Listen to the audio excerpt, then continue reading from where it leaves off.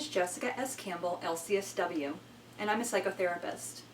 I wanted to take a few minutes today to talk to you a little bit about what an LCSW is. It stands for Licensed Clinical Social Work, and I know that when most people hear the term social worker, they don't think of a psychotherapist. You might think of somebody who works for the Department of Children and Families or in the foster care or adoption centers. You might think of somebody who works in addictions or rehab, or somebody who even works in the hospital setting, helping people manage patient discharge.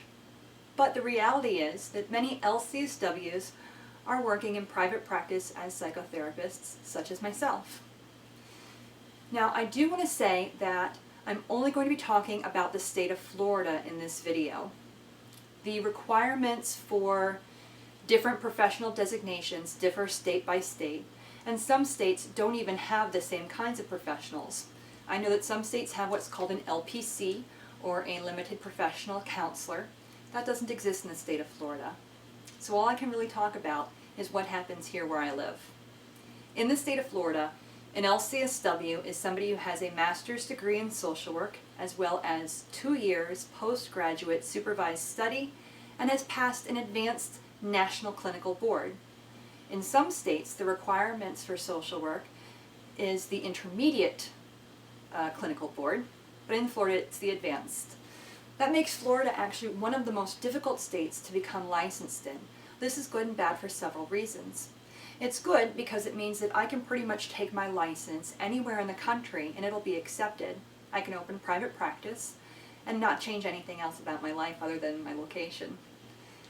If people, however, want to come to Florida and they have licensure from a different state, they're going to have to see if they have to beef up any of their requirements. Now that might mean that they have to go back to college and take a few more courses. It might mean that they have to take the advanced clinical board, or they may have to even redo their 2 years of postgraduate supervised study, which can definitely be challenging. I know that was done to kind of keep the saturation level of the profession down a little bit. But either way, it's still an extremely rewarding profession to be in. Now, in order to get the master's degree in social work and go a clinical route rather than a case management route, most of us focus on clinical psychology. I know that you're probably going to ask, then why not just become a clinical psychologist rather than a clinical social worker? Well, again, in the state of Florida, in order to become a practitioner and work one-on-one with individuals or even couples and families, as a psychologist, you have to have a doctorate degree. People who have a master's degree in psychology tend to do research, and that was actually where I got my start. I was a student at Florida Atlantic University in the evolutionary psychology program, which is an experimental psychology program.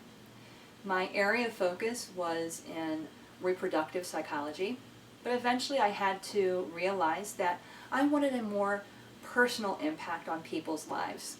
The way I jokingly put it when my parents asked why I was switching majors was I said I wanted to help real people and not theoretical ones.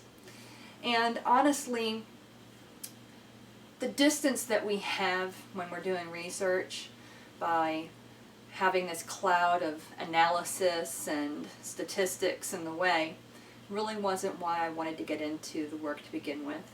I had to be really honest with myself about that, even though the idea of becoming a psychotherapist was definitely intimidating at first. I can certainly say, though, now, almost a decade into my practice, that I feel much more relaxed and at ease with my clients, and that it is the most rewarding work I've ever done in my life. I absolutely feel honored every time my clients invite me into their process, whether it's of grief, trauma, motherhood, and the struggles thereof. I always feel honored to be the person that helps them reach the potential that they know they have. I hope if you have any other questions about becoming an LCSW or what it means, that you'll feel free to contact me. You can reach me on my website at www.jessicascampbell.com. Thanks and have a great day.